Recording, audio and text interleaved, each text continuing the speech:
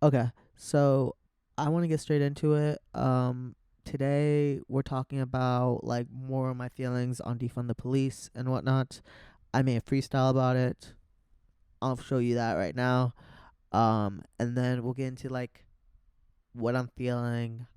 Let's talk about it and let's break it down. So here's a little freestyle I made. It's not the greatest, but anyone I show you, right?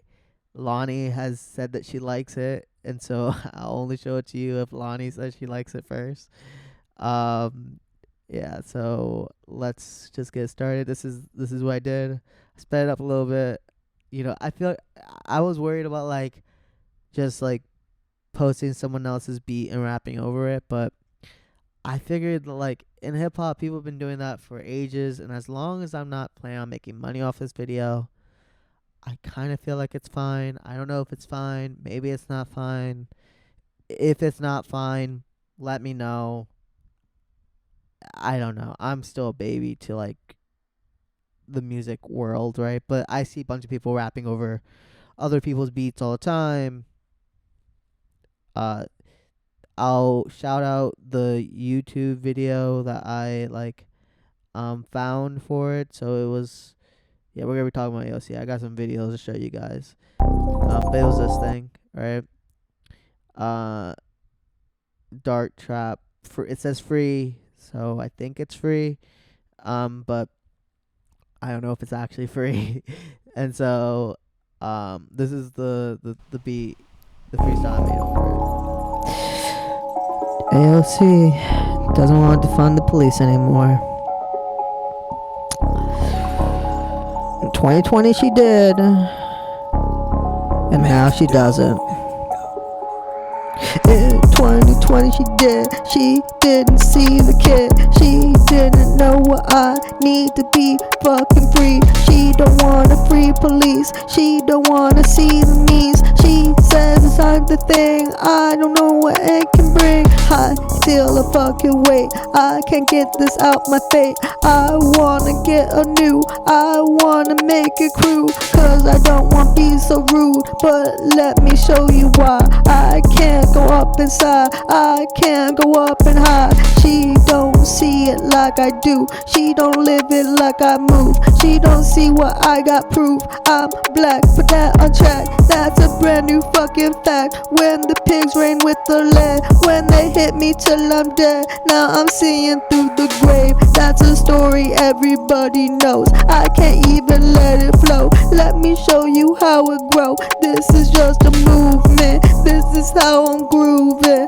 I am so upset with how she want to move today. I can't even go my way. I can't even freeze. Cause if I put my hands to the sky, I won't hear them go cry. As they go and rain a day in the lead. As I'm waiting with the dead, I can see my brand new brothers. As they go and see the mothers. As they cry, as they lie, as they go up right inside. I can go and push the bottle. I can push it like a model. Cause that's what my new role will be. If she won't get us right free, I will go defund police. I will drag her down and screaming. I will get it down. I'm dreaming like I'm fucking MLK. I will show you what I say. I will get it to the day. I will go and free the brothers from the prison. I will do it. I will create a new decision. I will create a new division. Cause fuck your things if you don't bring the mins. I don't wanna be a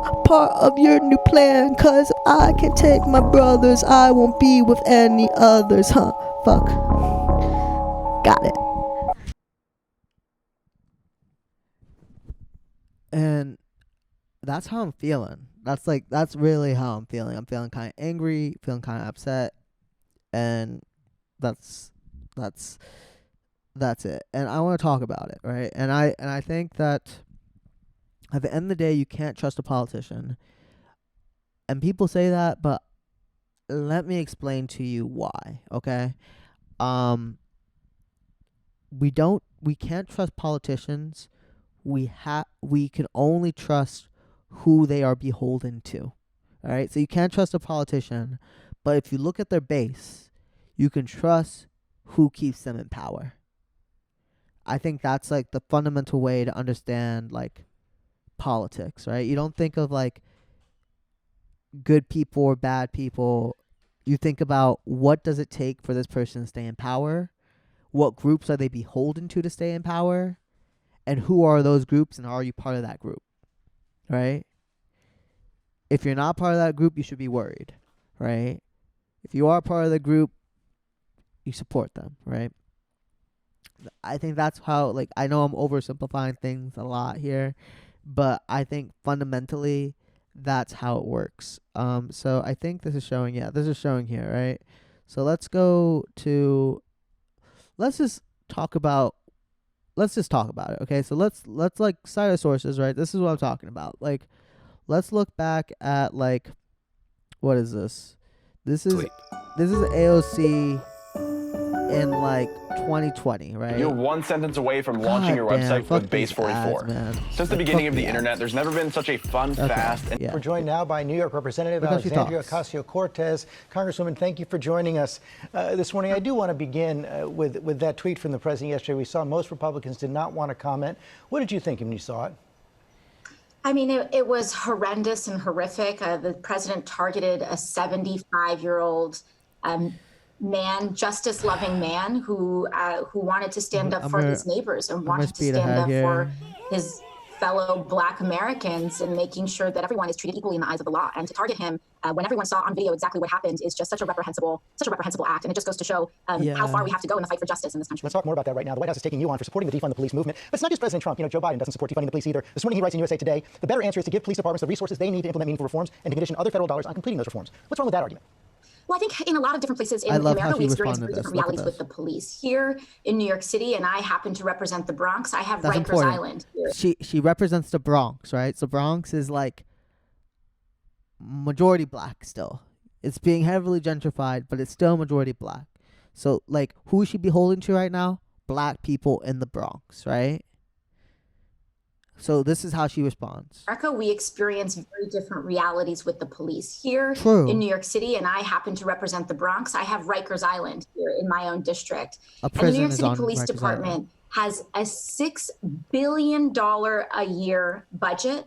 That is more than we spend on youth, housing, healthcare, and homelessness combined in New York City. Go on. And so the problem is not a lack of resources here. In fact, many folks here in our community say that the problem is the opposite, is that not enough resources are being put into the very kinds of social programming and investments that prevent crime and social discord in the first place. There we go. And so what a lot of folks are talking about when it comes into this movement is that they're asking for the same budget priorities that many affluent suburbs already have. There we go. It may sound strange, that's it. But many affluent suburbs have essentially already begun pursuing a defunding of the police. So that is the answer to how you talk about defunding the police, right? It's not we're going to get rid of all police. It's that we're going to take this place that's obviously overfunded and reallocate those resources to actually fix the problems. Police are a band-aid solution on a deep societal issue, right? Whether that issue is inequality, whether it's desperation, whether it's social unrest, police are a band-aid on top of a deeper root cause. And if you are, investing a lot into a bandage, you're not going to fix the root cause that will stem the bleeding, And you have to... when people say defund the police, they're normally talking about, at least I'm talking about, I'll talk about me. I'm not going to talk about what other people talk, but I'm talking about like how she's talking about it here. I want those funds to go into the schools. I want those funds to go into free lunch programs. You hear Republicans always talk about, oh, where's the money? Oh, where's the money? Oh, where's the money? Where's the money for the free healthcare? We have it. We put it into our defense budgets, right? If we care so much about safety, let's move them into places where they will actually keep us safe. That's it at the end of the day, right? And how she responded to this in like 6 years ago in 2020, perfect, right? Now, let's look at it like right here. Look at this. Woke one was crazy. Look at this. Look what she said. Have a local city councilman that has this saying woke one was crazy. Woke one was crazy. Okay, that's and I think that what's important is recent, that we have to assess what was it. I mean, did the candidate movement go too far with some of those positions? I mean, you briefly supported the idea of defunding the police. Well, you know, I think that during this time and especially during COVID, there was a huge opening of the Overton window. We were shut down. There was some of the highest unemployment rates that we have seen because of those shutdowns. Yeah. And I think that the doors were really open in trying to entertain any and every policy that was going to get us to a better place. And I actually think that the discussions that were had in that time were quite fruitful. I think that when we talk about crime today, it's fundamentally different than the way that we talked about crime and bringing crime down, right? And I think that we all share in the goals of having as low a crime rate as possible. I think that, you know, during lockdown, of course, rhetoric in that time is not rhetoric that we would use today. And I'm grateful that these candidates have the opportunity to present who they are to their electorate and what they're campaigning on in this moment. I have a... So, that is the thing that is annoying me here. That is the thing that pisses me off. And at the end of the day, you know, I'm not a politician. I'm a normal like engineer who likes to do music stuff. But that is what sparked this emotion for me. It was that shift, right? 2020, one thing, 2026, a different thing. And she knew how to respond to this question in 2020. In 2026, she's responding to it very differently. And the reason is because the only thing I can conjecture is that her base is different. She's no longer worried about like just the Bronx, right? So the Bronx, you know, like I don't know what the stats are on this. Like, let's say it's like majority black, like it's like a bunch of like it's majority black, right? Oh my God, I'm having such a hard time with drawing on here. Let me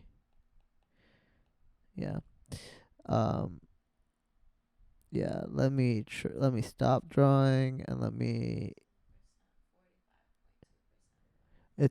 Lonnie's helped me out. How much of the Bronx? 45.2% of the Bronx is black. Okay, so let me make a new page here. And let me do a freeform here. I don't know how to use this drawing thing too well. It's bugging out. I'm gonna have to get a different one. It's bugging out. It's not letting me draw how I want to draw. I'll figure this out and figure out a proper way for how to actually, you know, draw this. But yeah, at the end of the day, her constituency was mainly black people, right? Well, a large portion of them were black people, right? Now, maybe she's posturing for something that's a little bigger, right? And she might not need as many black people or to win. And so now her position's going to change, right? That's how every politician works since the dawn of time. That's just how it works. But you pay attention to the constituencies that they are beholden to, right? And that's what I'm reading from this, right? And I'm pissed because that's what black people have to deal with in this country all the time, right? At the end of the day, right, the Republican Party is fundamentally racist. Like, I can talk about this at length all day, all the time. But that's not really a choice for us to go to, right? Like, you can try, but look at what the Republican Party just like gutted the Civil Rights Amendment, right? So they're trying to make it so that we're not even we don't even have to be considered as part of the constituency, right? And that means that our concerns aren't even a part of the conversation. And that's kind of the thing that's frustrating here, right? Because at the end of the day, it might be the right political play, all right? To win, this might be the right political play. but it still hurts, you know? It still fucking sucks. And when she says that, like, policing has gotten, and let me say this, right? Black issues start as black issues, but they eventually become white issues, right? Right now, right in 2020, it was only black people being killed by the police. Now you have Renee Good, right? Now you have, what was the white doctor guy? You know what I'm talking about, Lonnie? What was his name? I don't even know his name, right? It started with Trayvon. It started with George Floyd. Now you have ICE agents murdering Renee Good, or I forget the other guy's name. I don't know. I'm sorry, but it's gotten worse. It's gotten worse, right? The ICE are just the police taking a step up, right? That's all it is. That's really all it is. So how can you get what I'm saying? You get what I'm saying? And I think the way that I hope, right, that I get this concern brought up is to remind people that it starts with us, but it will end with you, right? You may not be for defunding the police right now, but a militarized police is not good for anybody, right? That's at least that's the way it shakes down for me. That's how I view it. As a bonus, Zoran isn't immune to us either. Zoran is saying the same shit. Like Zoran, was saying, a minute like, for our speakers. Hi, Mr. Mayor. Good morning. Good morning. How are you? Good. I want to ask you about something AOC said over the weekend that you probably heard in an interview where she quoted Councilmember AOC, who once said on Twitter or X, woke one was crazy. And she was talking about it in response to questions about whether the left has some sort of during that time, whether how she responds to some unpopular or controversial proposals on the left, like defund the police. And I wonder what you make of that. What do you make of that statement? Because you yourself have walked back defund the police. Do you think woke one was crazy?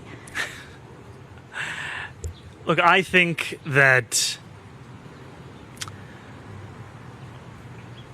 each person has a responsibility to tell New Yorkers, to tell Americans when they're running for office what they believe. And sometimes what you believe can change. It can develop. It can grow. And I know that there are some for whom they still believe in that. I've made very clear that I do not believe in defunding the police, that I will not be defunding the police. And that to me... And at the end of the day, right, I'm going to cut it short there. At the end of the day, that might be the right move for these politicians, right? It might be, right? But it's not about what they believe, right? That's the thing to keep in mind here. It's almost we don't know what they believe. We know what keeps them in power, right? If you make it that they have to believe certain things to stay in power, they will believe those things. Does that make sense? Here's what I'm saying. Like, if convicts, right, ex-cons, right, or people with family in prison, right, if they formed a coalition that gained a mass following and called out this, right, and they had a big sway in DSA or in a Democratic Party, you wouldn't be able to say this type of stuff, right? Because you would need that group on your side to stay in power, right? So the question is, how do you get voices like this in a position where you can't be ignored, where they have to listen to you or they won't win? They have to appease your concerns or they won't win. It's hard, right? Because I can talk about this on length. I'll talk about this more. But that is the fundamental issue. And my concern is, how do I give these groups more power so that they have the resources, so that they have to be listened to? Because these underserved, the Black community, minority communities, Latino communities, the most vulnerable ones are most vulnerable because they don't have the same economic resources that make them worthwhile for politicians. They don't have the same pull and general like power that other groups do. And so when that's what people really mean when they say like the system is racist. The system is racist because baked into it is a power imbalance between different groups, and what groups you need to stay in power and what groups you have to appease to be in power are different. And I think AOC said it best in 2020 with that defunding the police is already happening. It's already happening. It happens in like white suburban neighborhoods, right? Like, do not forget, like Lonnie's from Brooklyn, but do not forget that that like Brooklyn used to be the hood, and now there are no police inside in Brooklyn, at least in Park Slope, Prospect, you know, like those places, the nice ones, right? Maybe you still got them in like what, like Flatbush and Bushwick, right? But they defunded them there once the white people moved in. Or they moved the police, you're saying? Or they moved the police, yeah. The places that are over police are the ones that typically are underfunded, don't have enough resources, and it's a band-aid on an issue to suppress and keep at bay like systematic issues that are being allowed to fester, you know? And that's the problem, right? And so how do we give these people a voice? I don't know. And also, that's why I don't want to make money off the music. I said I was going to come back to that. I'm coming back to it now. Because if I make money off the music, right, I am no longer beholden to the art as the art for the sake of the art. I am beholden. My constituency, right, is now whatever it takes to make money. You know, people don't talk about this, but like NWA, their audiences, gangster rap, the audiences for gangster rap, as much as we say, oh, it's a blight on the Black community, they were primarily white. You know, like you go and look at like an NWA like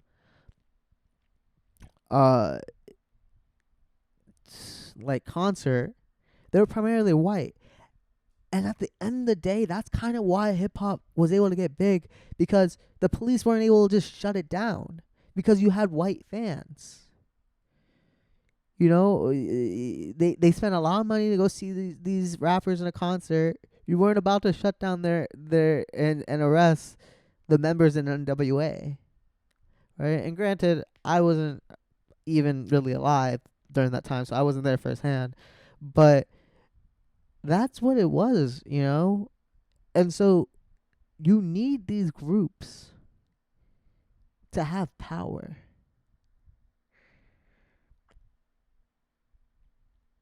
And then once you have the power, maybe you can make a difference.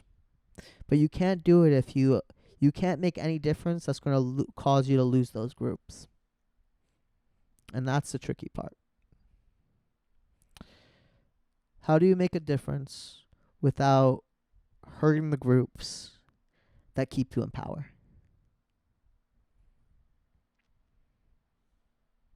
I have lots of thoughts on this. I'll keep talking about this.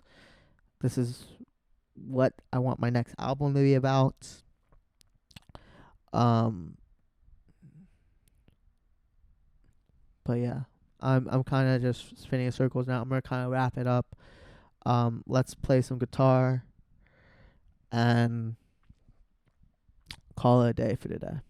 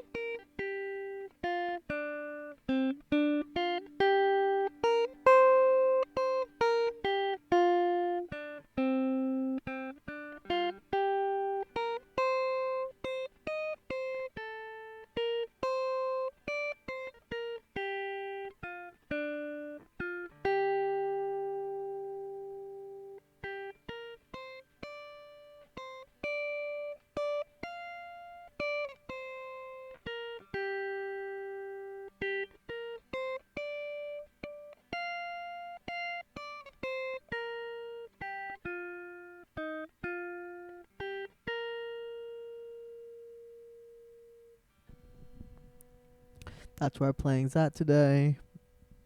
I'll catch you guys tomorrow. Hopefully I'll be in a less riled up mood. Yeah, but that's how I felt about it. Catch you guys later.